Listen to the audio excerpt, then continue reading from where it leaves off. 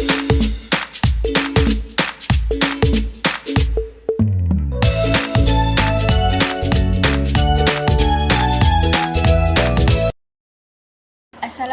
warahmatullahi wabarakatuh. Perkenalkan, nama saya Nur Fadila dengan NIM 2102045010004.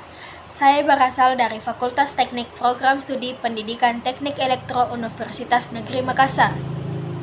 Pada kesempatan kali ini, saya akan membawakan materi yang berjudul Sifat-sifat Hakikat Manusia dari mata kuliah pengantar pendidikan dengan dosen Bapak Dr. Andes Alimuddin Sa'ban Meru MPD. Baik, berikut materi yang saya bawakan yaitu 1. Sifat hakikat manusia, 2. Kemampuan menyadari diri, 3. Kemampuan bereksistensi, 4. Pemilihan kata hati, 5. Moral, 6. Kemampuan tanggung jawab, 7. Rasa kebebasan, 8. Kewajiban dan hak, 9. Kemampuan menghayati kebahagiaan. Baik, pertama-tama saya akan memaparkan apa itu sifat hakikat manusia. Sifat hakikat manusia diartikan sebagai ciri-ciri karakteristik yang secara prinsipil membedakan manusia dengan hewan. Meskipun antara manusia dan hewan banyak kemiripan terutama jika dilihat dari segi biologisnya. Kesamaan secara biologis ini misalnya adanya kesamaan bentuk, misalnya kera, bertulang belakang seperti manusia, berjalan tegak dengan menggunakan kedua kakinya, melahirkan dan menyusui anak, pemakan segalanya, dan adanya persamaan metabolisme dengan manusia. Baik, yang kedua ada kemampuan menyadari diri. Kaum rasionalis menunjuk kunci perbedaan manusia dengan hewan pada adanya kemampuan menyadari diri yang dimiliki oleh manusia. Berkat adanya kemampuan itu, manusia menyadari bahwa dirinya memiliki ciri khas. Baik, yang ketiga ada kemampuan bereksistensi. Kemampuan bereksistensi adalah kemampuan menerobos dan mengatasi batas-batas yang membelenggu dirinya. Kemampuan menerobos ini bukan saja yang berkaitan dengan ruang, melainkan juga dengan waktu. Dengan kata lain, manusia tidak terbelenggu dengan tempat atau ruang ini dan waktu ini, tetapi dapat menembus ke sana, ke masa depan, atau ke masa lampau. Baik, yang keempat ada pemilihan kata hati. Kata hati atau conscience of man juga sering disebut dengan istilah hati nurani, lubuk hati, suara hati, pelita hati, dan sebagainya. Conscience bermakna pengertian yang ikut serta atau pengertian yang mengikut perbuatan. Manusia memiliki pengertian yang menyertai tentang apa yang akan, yang sedang, dan yang telah dibuatnya. Bahkan mengerti juga akibatnya bagi manusia sebagai manusia.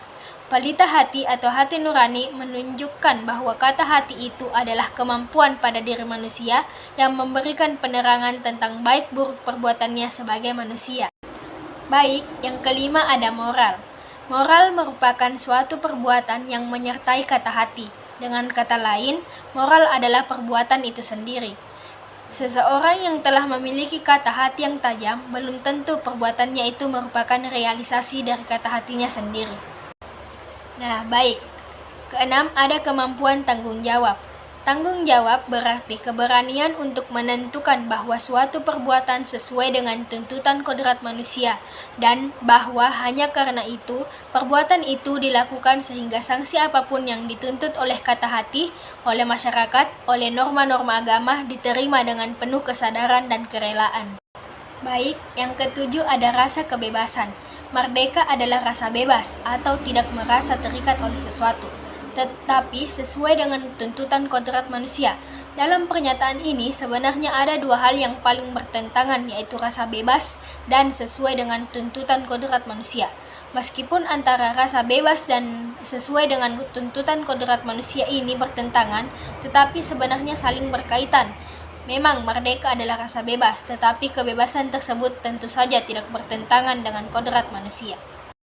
Baik, yang kedelapan ada kewajiban dan hak. Kewajiban dan hak adalah dua macam gejala yang timbul sebagai manifestasi dari manusia sebagai makhluk sosial.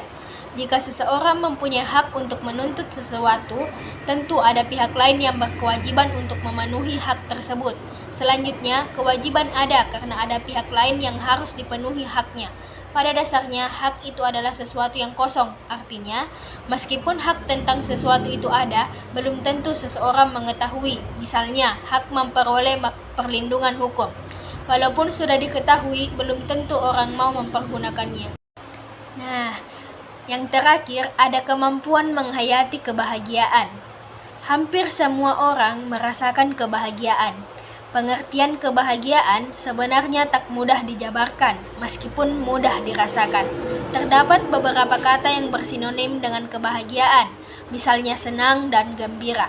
Kebahagiaan atau kegembiraan adalah suatu keadaan pikiran atau perasaan yang ditandai dengan kecukupan hingga kesenangan, cinta, kepuasan, kenikmatan, atau kegembiraan yang intens. Berbagai pendekatan filsafat, agama, psikologi, dan biologi telah dilakukan untuk mendefinisikan kebahagiaan dan menentukan sumbernya. Baik, itulah tadi materi yang sempat saya bawakan. Kurangnya mohon dimaafkan. Wabillahi taufiq wal hidayah. Wassalamualaikum warahmatullahi wabarakatuh.